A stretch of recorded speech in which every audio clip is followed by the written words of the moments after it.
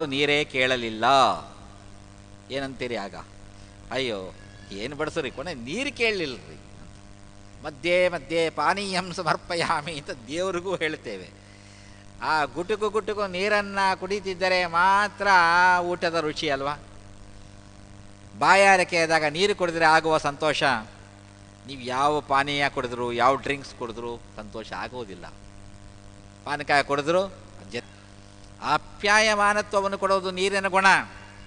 ಆದ್ದರಿಂದ ನಾವು ಜೀವನದಲ್ಲಿ ಬದುಕಿದ್ದರೆ ಎಲ್ಲರಿಗೂ ಆಪ್ಯಾಯಮಾನವಾಗಿ ಅವರಿಗೆ ಸಂತೋಷ ಕೊಡುವಂತೆ ಬದುಕಿರಬೇಕು. ಅಷ್ಟೇ ಅಲ್ಲ, ಅದೇನು ಮಾಡ್ತಾ ಇದೆ, ಸ್ವಚ್ಛ ಪ್ರಕೃತಿತಃ ಸ್ನಿಗ್ಧ ಮಧುರ ಸ್ಥಿತವನ್ನು. ತಾನು ಸ್ವಚ್ಛವಾಗಿದ್ದು ಇನ್ನೊಬ್ಬರನ್ನು ಸ್ವಚ್ಛ ಮಾಡ್ತಾ ಇದೆ. ತಾನು ಸ್ನಿಗ್ಧ ಅಂಟಿಕೊಳ್ಳತ್ತೆ. ನೀರಿನ ಗುಣ ಸ್ನಿಗ್ಧತ್ವ. ಒಂದು ಪದಾರ್ಥವನ್ನು ನೀರಿನಲ್ಲಿ ಅದ್ದರೆ ಒದ್ದೆ ಆಗತ್ತೆ ಅಂತ ಹೇಳ್ತೀವಲ್ಲ, ಅದು ನೀರಿನ ಸ್ನಿಗ್ಧತ್ವ ಗುಣಕ್ಕೆ. ಹಾಗೆಯೇ ನಾವು ಸಹ ಸ್ನಿಗ್ಧತ್ವವಾಗಿರಬೇಕು, ಸ್ವಚ್ಛರಾಗಿರಬೇಕು. ಸಂಸಾರದಲ್ಲಿ ಇರುವುದರಿಂದ ಸಮಾಜದಲ್ಲಿ ನಾವು ಅಂಟಿಕೊಂಡಿದ್ದೇವೆ, ತಪ್ಪಿಸ್ಕೊಳ್ಳೋಕ್ಕಾಗಲ್ಲ. ಆದರೆ ಸಮಾಜದ ಬೆರಕೆಯಿಂದ ನಾವು ಅಶುದ್ಧರಾಗಬಾರದು, ನೀರಿನಂತೆ ಸ್ವಚ್ಛವಾಗಿರಬೇಕು ಅನ್ನುವ ಕಾಲದ ಪಾಠವನ್ನು ಆಪದಿಂದ ಕಲಿತೆ. ಹೀಗೆ ಎಲ್ಲ ಗುರುಗಳ ಲಕ್ಷಣವನ್ನು ಹೇಳ್ತಾ ಹೋಗ್ತಾ ಇದ್ದಾರೆ. ಸಮಯ ಮುಗಿತ ಬಂದಿದೆ ಎಂದು ಆಯಿತು. ಅಗ್ನಿ ಒಂದು ಗುರು ಅಂತ ಹೇಳಿತು. ಇದಂತೂ ವಿಚಿತ್ರವಾದಂತಹದ್ದು. ಅಗ್ನಿ ನೋಡ್ರಿ, ಬೆಂಕಿ, ಅದರಲ್ಲಿ ಶುದ್ಧವಾದ ಹಸುವಿನ ತುಪ್ಪ ಹಾಕಿ ಸ್ವಾಹ ಕುಡಿದು ಬಿಡುತ್ತೆ, ಜ್ವಾಲೆ ಆಕ್ರಮಿಸುತ್ತೆ. ಸೀಮೆಣ್ಣೆ ಹಾಕಿ, ಡೀಸೆಲ್ ಹಾಕಿ, ಕಚಡ ಪೇಪರ್ ಹಾಕಿ, ಅಥವಾ ತಿಪ್ಪೆಯಲ್ಲಿರೋ ಸಾಮಾನುಗಳು ತಗೊಂಡೋಗಿ ಹಾಕಿ ಎಲ್ಲವನ್ನೂ ದಹಿಸತ್ತೆ ಅಗ್ನಿ. ಅಗ್ನಿ ಸರ್ವಭಕ್ಷಕ ಅಂತ ಹೇಳ್ತಾರೆ. ಎಲ್ಲವನ್ನೂ ಭಕ್ಷಣ ಮಾಡುತ್ತೆ. ಎಲ್ಲವನ್ನೂ ಭಕ್ಷಣೆ ಮಾಡಿದರೂ ಸಹ ಅಗ್ನಿ ಮಾತ್ರ ಅದೇನು ಅದಕ್ಕೆ ಹೊಟ್ಟೆ ನೋವು ಬರಲಿಲ್ಲ, ಏನೂ ಆಗಲಿಲ್ಲ. ಈ ಅಗ್ನಿ ಹೇಗೆ ಸರ್ವನ್ನೂ ಭಕ್ಷಣ ಮಾಡ್ತಾ ಇದೆಯೋ, ಇದನ್ನು ನೋಡಿ ನಾನು ಒಂದು ಪಾಠ ಕಲಿತುಕೊಂಡೆ. ಭಾಳ ಹುಷಾರಾಗಿರಬೇಕಿಲ್ಲಿ.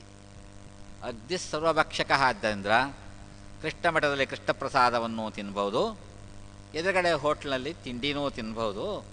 ಅಗ್ನಿ ಹೇಳಿಕೊಟ್ಟ ಪಾಠ ಇದು. ಆದ್ದರಿಂದ ನಾವು ಸರ್ವಭಕ್ಷಕರು ಅಂತ ಅನ್ಕೋಬಾರ್ದು.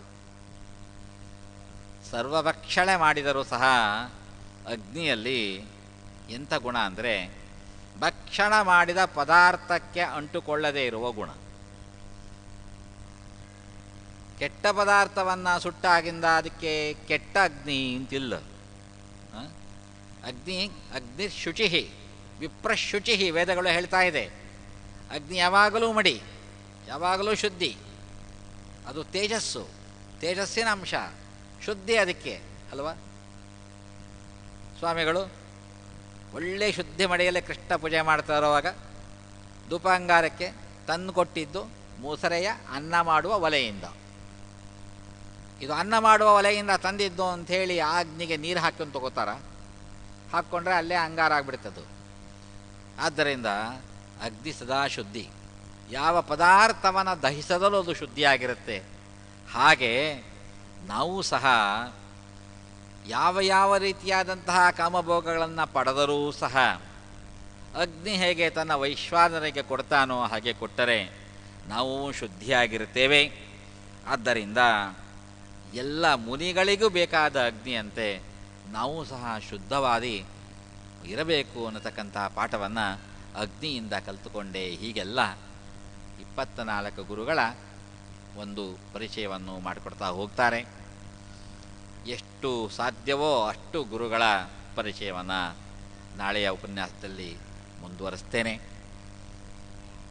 ನಿಜವಾಗಿ ಸರ್ತಾ ಹೇಳ್ತಾ ಹೋದರೆ ನನಗೆ ಕೊಟ್ಟಿರೋ ಇನ್ನು 3 ದಿವಸ ಕೇವಲ ಅವಧೂತ ಗೀತೆಗೆ ಮುಗಿದೋಗುತ್ತೆ.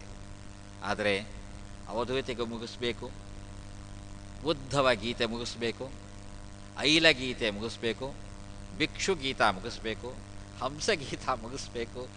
ಬರೀ ಗೀತೆಗಳ ಸಮುದಾಯವೇ 11ನೇ ಸ್ಕಂದದಲ್ಲಿ ಇದೆ.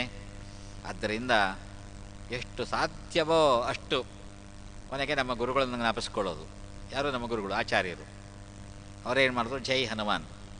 ಹಾಗೆ ಶ್ಲೋಕಗಳನ್ನು, ಅಧ್ಯಾಯಗಳನ್ನು ಹಾರಿಬಿಟ್ರೆ ಹಾರಬಾರದು, ಆದರೆ ಅಧ್ಯಾಯದ ಅರ್ಥವನ್ನಾದರೂ ಹೇಳಿ ಮುಗಿಸೋಣ ಅಂಥೇಳಿ ಇವತ್ತಿನ ಪ್ರವಚನವನ್ನು ವಿಜಯದಾಸ ಗುರುವಂತರ್ಗತ ಭಾರತೀ ರಮಣ ಮುಖ್ಯಪ್ರಾಣಾಂತಕ ವಿಜಯ ವಿಠಲಾತ್ಮಕ, ಶ್ರೀ ವಾದಿರಾಜ ಗುರುವಂತರ್ಗತ ಭಾರತೀಯ ಮುಖ್ಯಪ್ರಾಣದ ಹೈವದಾತ್ಮಕ ಶ್ರೀ ಕೃಷ್ಣನಿಗೆ ಅರ್ಪಣೆ ಮಾಡಿ ಕೃಷ್ಣಾರ್ಪಣ ಹೇಳಿದ್ದೇನೆ.